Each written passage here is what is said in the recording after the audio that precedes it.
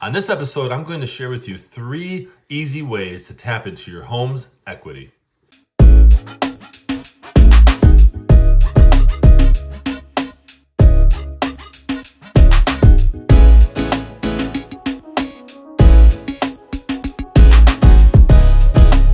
Welcome everyone to this episode of the AskJasonGelios show. I'm Jason Gelios, Michigan Realtor. Really appreciate you guys tuning in to this week's episode. This week, we're going to be talking about how you can tap your home's equity. Okay, no gimmicks, no scams. It's just 3 easy ways that you can tap your home's equity. Now, before we dive into this though, if you can go ahead and if you haven't done this already, if you're not following me on social media, go ahead and do that. Those links are in the description below. And be sure to visit my website, it's allabouttherealestate.com. You can fill out the pop-up form, and that will allow you to receive this episode and other valuable videos in your email once a week. Okay, so put together something here about 3 easy ways to tap into your home's equity. So let's go ahead and dive into it. Now, obviously things can happen with a home, right? Maybe you need a new roof. Maybe insurance doesn't cover a full roof, which I believe it doesn't. Maybe you need to renovate. Maybe you need to pay off debt, okay? Some people say that you shouldn't do that. My thought is if you can pay off high interest debt with a low interest rate loan, right? Tapping into your home's equity, I think that's a great idea. Just always make sure that you are aware of what the values are doing in your area. Okay, so the first easy way to tap into your home's equity is the cash out refinance. So you're probably asking, what is a cash out refinance? Well, it's essentially when you have equity in your home and you do a refinance, you redo your loan, but the lender, based on your equity and how much you are looking for, of course guidelines too, but they take and give you cash. So for example, if you have, and this is a rough example, but if you have a home that is worth $150,000 and you only owe $100,000 on it, okay, let's say you want 20 grand. So you do a refinance for 120, okay, and then the lender gives you 20,000 cash, okay, and then you are paying a higher payment, usually depending on the interest rate or whatnot, okay? So the pros of this way is that it gives you cold hard cash, right? There you go, boom. Okay, you get a check or a wire, it's in your account, and you can spend that money how you want, but you are paying on that with a new loan, okay? And usually cash out refinances have certain terms, so the refinance rate may be a little bit higher, okay? But that's a great way to do that. Now, obviously, there are cons to almost everything in life, right? The con of a cash out refinance is that you will have to pay closing costs, okay? And that could be 2 to 5% depending on the lender and your fees in your area and whatnot, okay? But always know that a lot of times it makes sense because a cash out refinance can still give you a better rate depending on credit, but it can give you a much better rate versus taking out an unsecured loan and it's much higher interest rate and a shorter term, I might add too, which means a higher payment, okay? So just know that. Now, you can do, if you don't want to touch, let's say, your first mortgage, which is your primary mortgage, let's say you have a 30-year fixed, all right?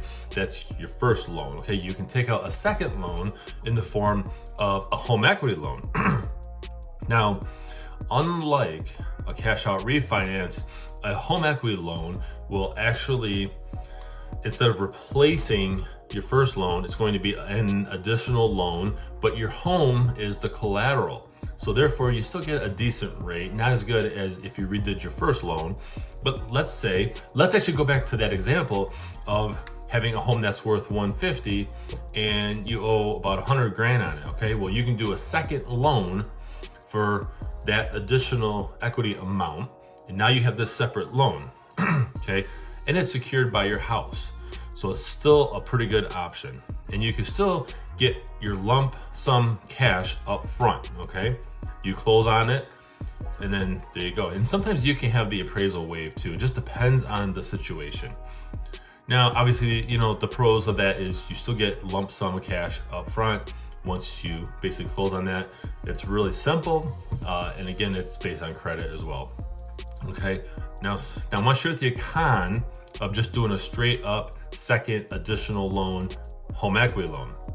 Okay, and that's, you will have a slightly higher interest rate. Now you're probably not looking at an interest rate that's gonna be like a credit card, right?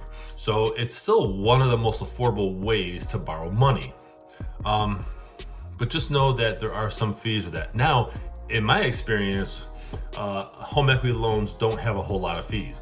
Okay, they don't have as many fees as if you're doing a cash out refinance loan where you're redoing everything. That's a lot more work. So still a good option.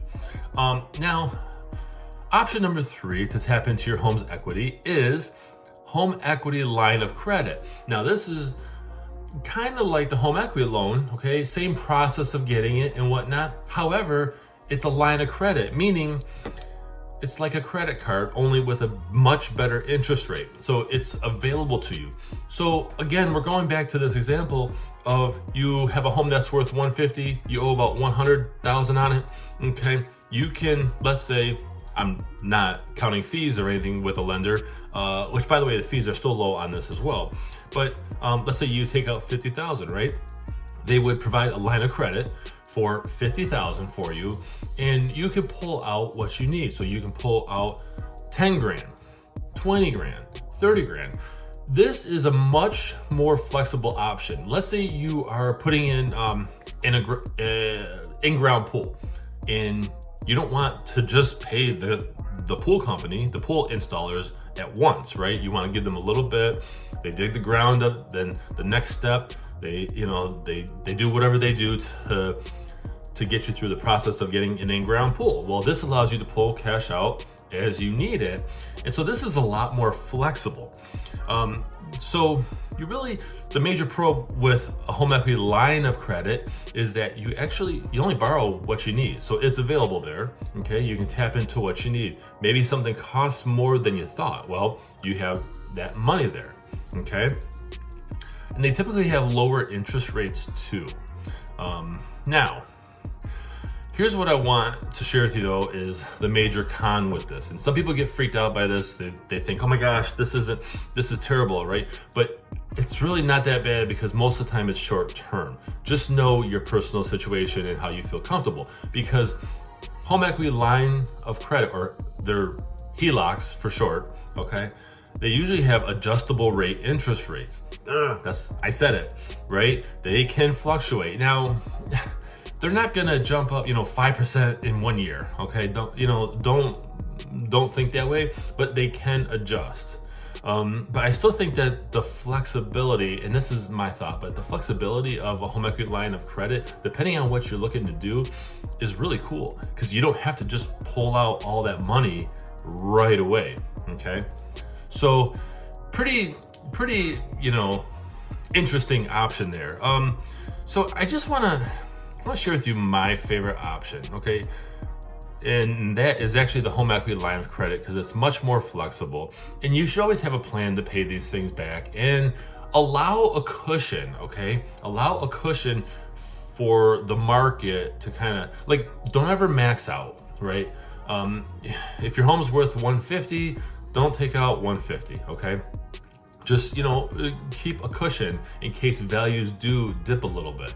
But these are great options, for example, to pay off high interest credit cards or whatnot. I want to go back to number 2 as well, the home equity loan.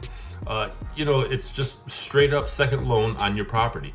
That's pretty cool too, because that also gives you a term, and it forces you, okay, I need to pay this back within a certain amount of time. It's more disciplined, okay, which is good. So these are just, again, 3 easy ways that you can tap into your home's equity. Always speak with your lender first. A reputable lender should actually be able to provide you the options and show you, okay, here's the pros and cons of this for you personally. Here's what your rate would be on this, what your rate would be on this. Here's how much your home is appraised for, okay? So therefore, here's what you can do. So always know your options before you sign anything, before you do anything. So I really hope you guys enjoyed this episode. If you have questions or even thoughts, do you like the video? Do you hate the video? Hey, comment below, okay? Share with me what you're thinking. And for those of you who send in questions, I really appreciate that. So go ahead And be sure to follow me on social media. Be sure, hey, if you're watching this on YouTube, go ahead and hit subscribe and hit that bell so you don't miss out on this weekly episode as well as other episodes.